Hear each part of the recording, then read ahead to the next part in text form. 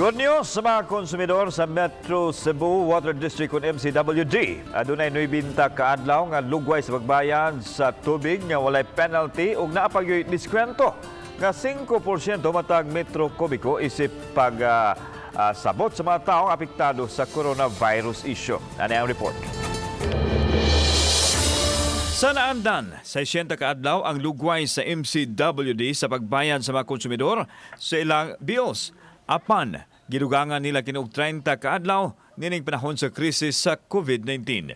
Ipatuman kini sugod nining buwana sa Marso hangtod sa Abril apan posibleng lugwayan pa depende sa sitwasyon.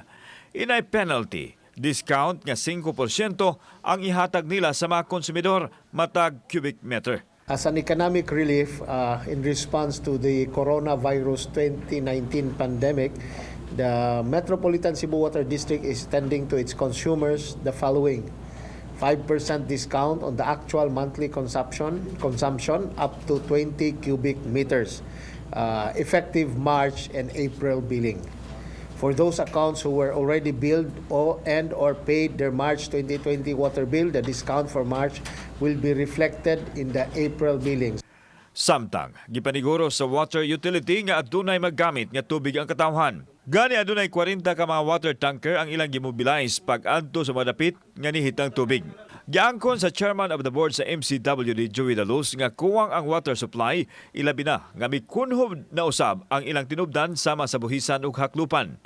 Apan, napangitaan na nila og pamaagi aron maserbisyuhan ang mga konsumidor. Mayor Labella has also committed another 20 trucks na malitsad og kanang tag 1,000 liters so nga musuroy sad gihapon sa Cebu City. Kaning 20 trucks nga among giingon sa MCWD musuroy ni Talisay of course sa mga areas, no. This is for the franchise. Kauban si Marlon Belgaso, ako si Alan Domingo. Balitang Bisdak.